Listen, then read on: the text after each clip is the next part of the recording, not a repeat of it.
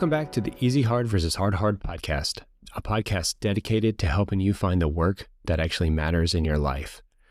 Today, we're going to continue the series on self-leadership and exploring the fundamentals that set up this theory and how we can apply it to our easy hard versus hard method. So today's topic will be about self-determination. Now, I realize we touched briefly on self-determination back in episode 6, so we won't go really hash into what self-determination is, but it's fueled by the self-determination theory, which says that what a person does and their happiness and their determination in doing it is fueled by their autonomy, their competence, and their relatedness. Just as a brief overview, autonomy is control over our actions. What freedoms do we allow ourselves, and what freedoms are we allowed to go about the work that we want to do?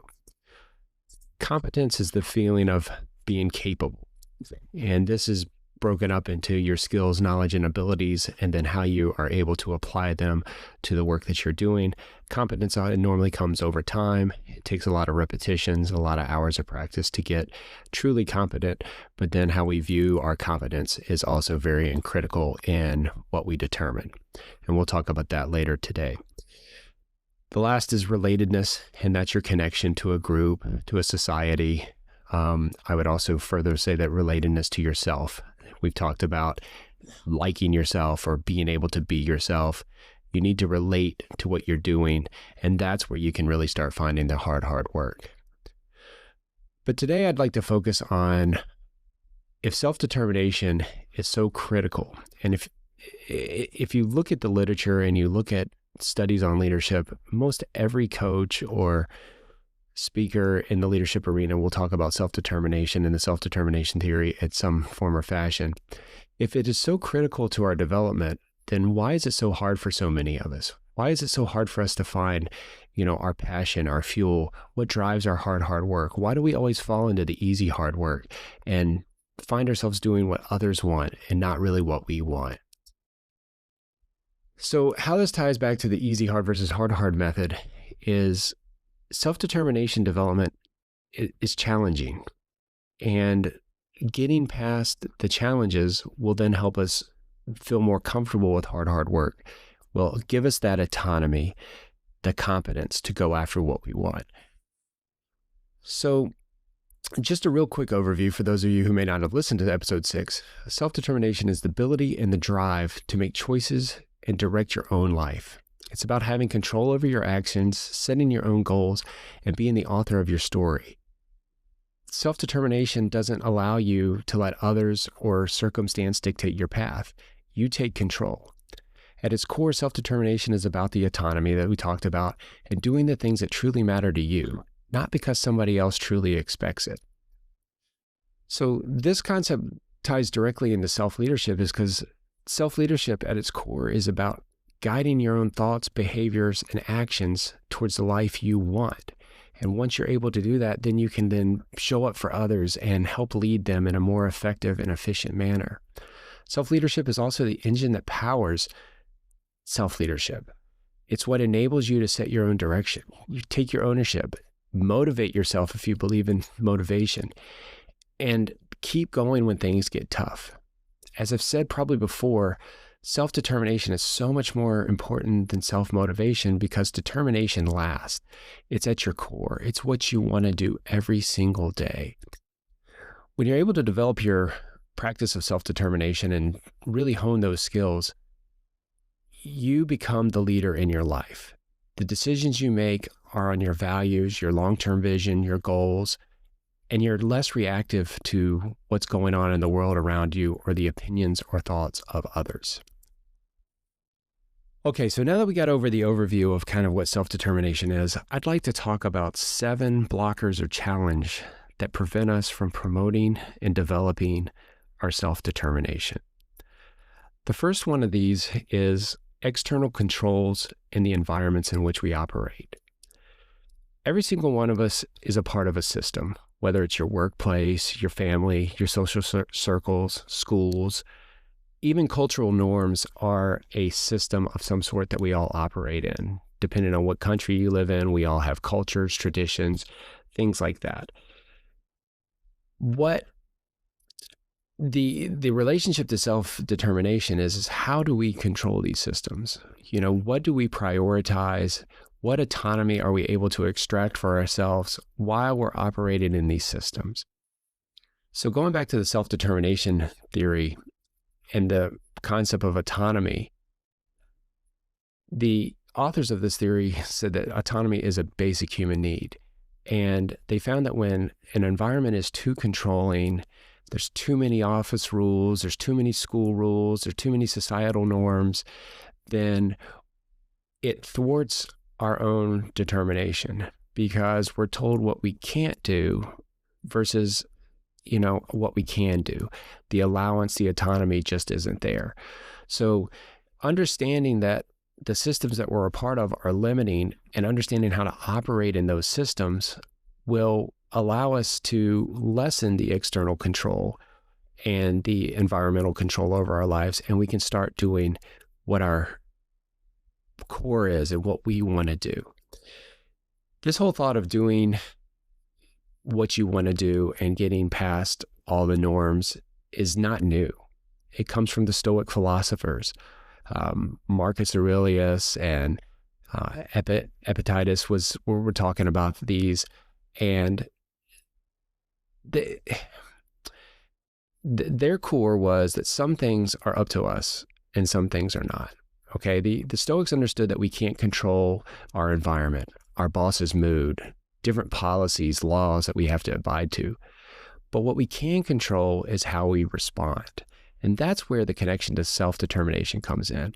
If we're able to control how we both respond, our attitudes, our effort, and the choices we make within the limits, then and only then are we able to truly tap into our hard work and start carving out a path that works for us. That's where we start developing the autonomy that we talked about earlier. So an example of this is you're at work and every task, maybe you're micromanaged down to how you even format your signature block, your email is dictated.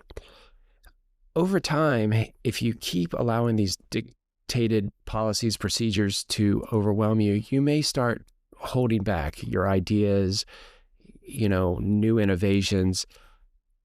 And this is where self-determination can override kind of all these policies. Just because there are things out of your control, such as a signature block or formatting, doesn't mean that it lessens who you are. But so many people, I find, allow these restraints on them to prevent them from going forward. So when you're a part of a system and there is some rigid structure and some principles that you have to apply to, control what you can. So what are those? Well, you can control, your attitude, the quality of your work, how you interact with your team, what new ideas you do bring forward. Don't separate the policies and what you may see as restrictions on you. They are just a system in order to have everything look the same, get a common feel to the products that are being delivered. But if you look for these small pockets where you can be free, the autonomy, don't let the system hamper what you're doing. A key takeaway for this is if you're experiencing an external control in your life that you're not, happy about, or you identify has been weighing you down or preventing you from doing what you want to do and expressing your thoughts, find one small area where you can create more autonomy. Again, I'll reiterate it. How do you show up to work every day? How do you treat your coworkers? What is your attitude towards what you have to do? All of these things, while they may seem small, will do so much for your self-determination and free yourself. Give yourself the autonomy. Take it back where you can and give it up where you can't. The second barrier to self-determination are internal psychological barriers. Much like the external, they prevent us from becoming who we are. But these are different. These are ones that we place on ourselves. A lot of times these come from the systems and environments that we're a part of, But at the same time, these we have ultimate control of. If we go back to the Stoic philosophy, we can control ourselves. We can control how we feel, how we act, how we talk to ourselves. So some of these internal psychological barriers are, fears of failure. Perfectionism is a big one. Self-doubt, and then negative self-talk. How do we talk to ourselves? Are we giving ourselves a pep talk? Or are we tearing ourselves down every day? Some studies on self-efficacy show that believing in your ability to succeed is critical for taking action. Henry Ford is famous for saying, whether you say you can't or you can, you're right. This is what we're talking about by getting rid of the internal psychological barriers. Tell yourself that you can do something. Be realistic about it, but know that over time and practice, you're going to get there. Don't think about a problem or look at something that you want to do and say, well, I can never do that. I'd challenge you to change your thinking. I can't do this today. Or even better, say, I will be able to do this in the future. Be very positive about this. Don't allow self-doubt and fear of what seems today impossible stop you from moving forward, because it's going to be like a spider web. It's going to get into every area of your life. There's a Buddhist thing that says how you do one thing is how you do everything. This is exactly right. If you start allowing your self-doubt and your fear in one area of your life, it's going to come in another and another and another. And before you know it, you're going to be so trapped in that easy hard, you're not going to be able to get out unless you have an intervention with yourself and you change the way you talk, change the way you see your self-efficacy. Another part of the internal psychological barriers is perfectionism. So many people are striving for better to be the enemy of good enough. This leads to even more, negative self-talk, reduced self-compassion, being very hard on yourself. None of us are perfect. We'll never be perfect.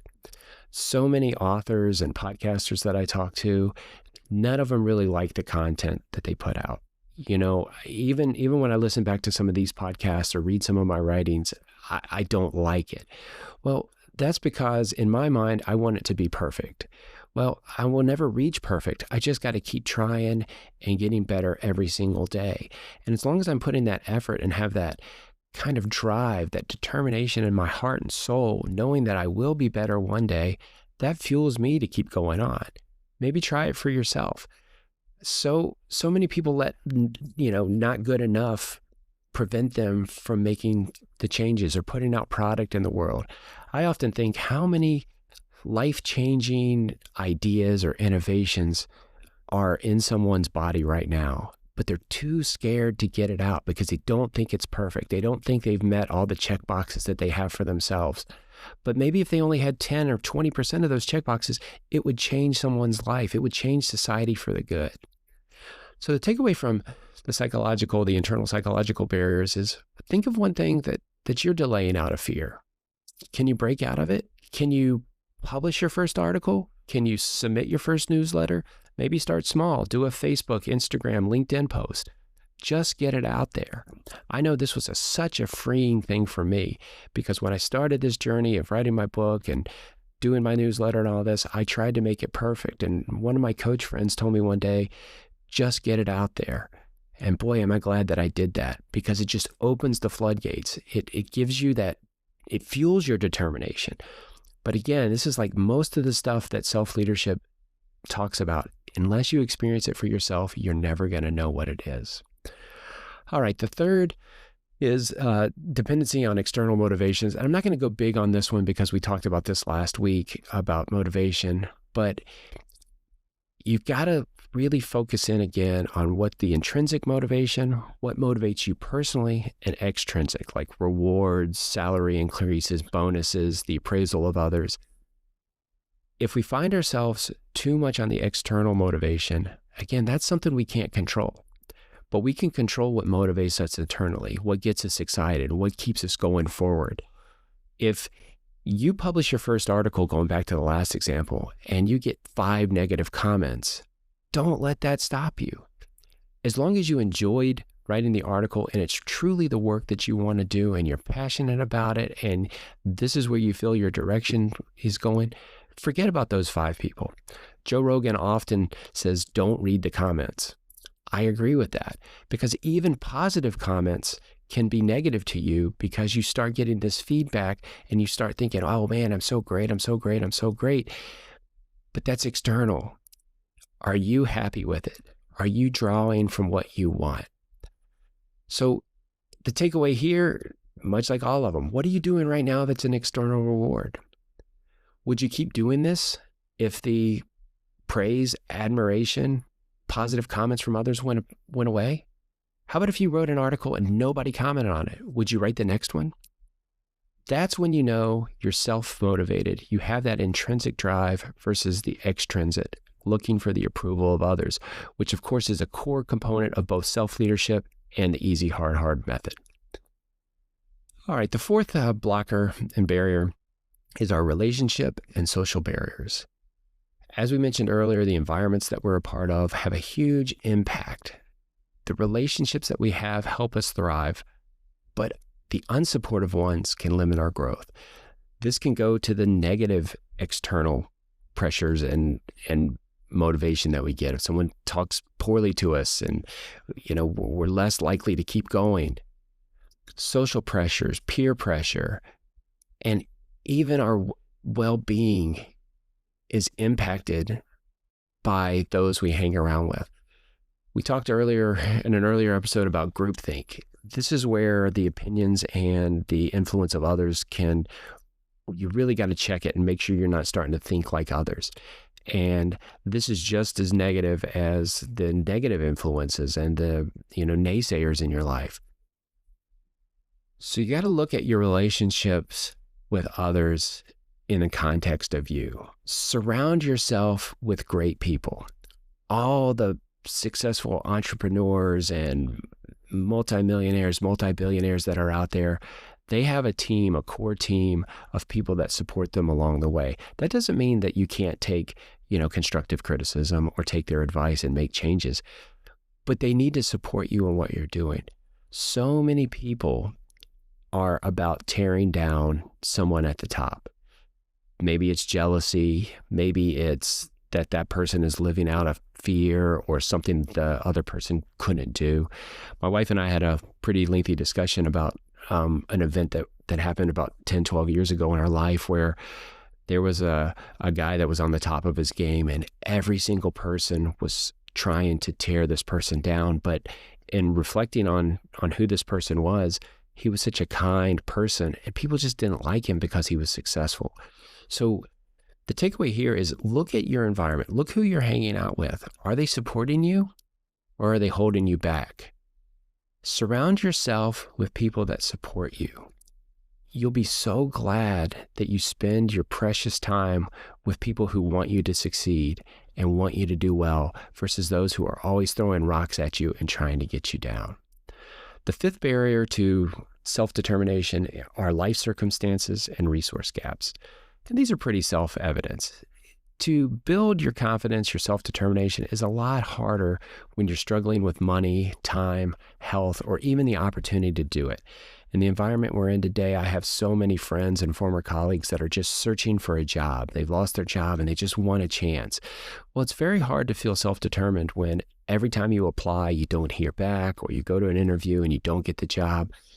So these are things that we can't control, but again, we can control how we're doing it. If you get knocked down, get back up again. Just keep moving. And some of these life circumstances and resource gaps are what I like to call the 50-meter target. I know I talked about this earlier, but it's so critical in our thinking. If you lack resources or you lack a job, you lack some critical element that you need, take care of that issue first because you're never going to get past that. And the whole 50-meter target is based on the qualification of a rifle that I went through in the Army, where, you had targets all the way, they started at 50 meters and they went to 300. Well, the 50 meter is the most critical because that's the one that does the most damage to you. So think of these life circumstances and resource gaps as your 50-meter target. Overcome them. I know it's easier said than done, but take care of those. Clear that deck, because where you want to go, the true hard work is being blocked by whatever's standing in front of you right now.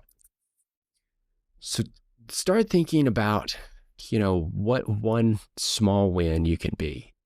How can you get over these barriers that you've got right now? Maybe you take a job for a period that's, not what you want, but it takes care of your resourcing, your financial needs. Maybe you start reaching out to people, get out of your comfort zone. Whatever it takes, I just really encourage you to get this, because the longer you let life circumstances and these resource gaps play on your soul, the harder it's going to be to grab your self-determination back. The sixth element we're going to talk about is your negative self-talk and mindset. And I know we've covered this a lot too, but how we talk to ourselves day to day really matters. For the longest time, I thought that semantics and words didn't really matter until I started saying the thoughts that were going on in my head out loud. And once I did, the people around me were like, "Whoa, what are you saying? Who are you being so mean to?" Well, the sad thing is I was being mean to myself. And that's not great.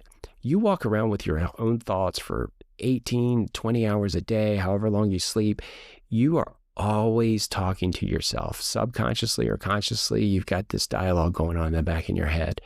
We got to make this better. The famous book by Carol Dweck talks about the mindsets we do and having a growth mindset. Well, it's very difficult to have a growth mindset when every single thing you say to yourself is negative. I can't do this, going back to that, or I'm not going to be able to do this. I'm not good enough. Stop that. Do whatever it takes to get this out. Be positive to yourself. So how do you do that? My challenge to you is start paying attention to your inner dialogue. If you catch yourself being cruel to yourself, just stop it. Would you want a friend or a person around you that talks to you the way you talk to yourself? If not, take control of that. That is something you can control. Talk to yourself positively. Now, it's going to take time. You're not always going to be positive with yourself, but just take notice of it. Allow those thoughts to come, allow them to go, but don't let them eat into your core. Don't let them stop your passion. Don't let them let you slip back into easy, hard work. Stay with the hard work. Be positive. If you say you can do something, you're right.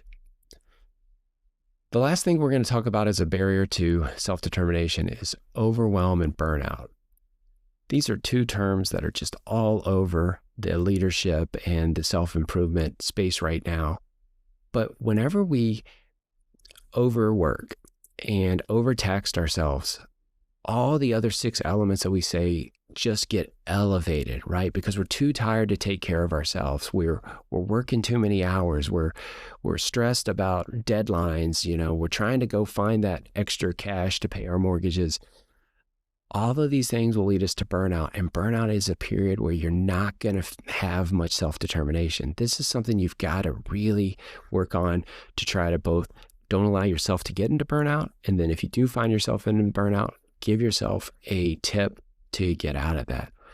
In my newsletter this week, I talk about, some personal revelations I had within the past 10 days about my own personal burnout. And, knowing that my wife is a support to me and has offered suggestions to, hey, I see you going down this path. Maybe you should go hang out with this guy or go take a walk, or, it is so critical. So if you can have an accountability partner, someone who can notice the burnout before you even notice it yourself, I really encourage you to tap into that, because burnout,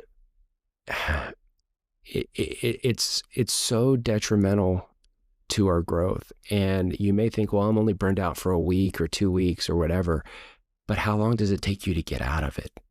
So prevent burnout as long as you can. Take away decision fatigues. Take anything off your plate that you can. A great book by Dan Sullivan, Who Not How. You don't always have to know how to do something. Find someone who. Eliminate your plate. Get it as lean as possible so you can focus on the things that you really want to do, the hard work. Because if you focus too much on the easy hard work, you're going to fall into easy hard. And then not only are you going to be burned out from the easy hard work, you're not going to have the mental energy and the clarity that you need to go out there and find your hard work. So the takeaway for this one, if you are feeling overwhelmed right now, or you recognize periods of your life, start small. Like I said, find one area that you can reduce your effort in, hand it off to someone else, get that accountability partner, find something to make your life easier. Life is hard enough as it is. Why do we make it harder for ourselves? So find that one area and start small. Really take note of this over the next week or month and start finding ways you can eliminate the stress, burnout, and overwhelming feelings in your life. All right, so I'm interested to see which one of these 7 barriers hits home for you. So if you want to drop me a comment, please do. You can always send me an email at bshelton@battlecatcoaching.com, because I want to make this better. I want to start creating content that helps you with your individual problems. So please reach out to me. You can also find me on LinkedIn and drop me a comment there, whatever's easiest for you. But I'd like for this podcast to be interactive. I want to talk about what you want to talk about, and not just what I've experienced or what the literature and the scientific research has shown us, but really tap into what are your issues. And then I'll do the research. I'll come out with, potential solutions you can try, because I know a lot of us, again, this goes back to the overwhelm and burnout. Let me do it for you because I enjoy it. It fuels me to do this. So let me be your guide in this message. If this episode resonated with you, I ask you to share it with someone. If you know someone else who's struggling with self-determination and finding their hard work, please, offer this podcast as a resource for them. And I'll drop it in the show note. But if you're interested, I'd like you to subscribe to my Substack, where I go into a narrative format on some of the things that we talk about. And I'll also be giving updates on the book that I'm writing, The Easy Hard versus Hard. And it's getting close. I expect this to be published probably in the fall or winter, depending on how the publishing and editing goes. But I'd like to keep you informed of that if you're interested in reading that book when it does come out. I thank everyone for your time today. As always, I'm Bobby Shelton. Keep working to find the hard work in your life and doing the work that actually matters.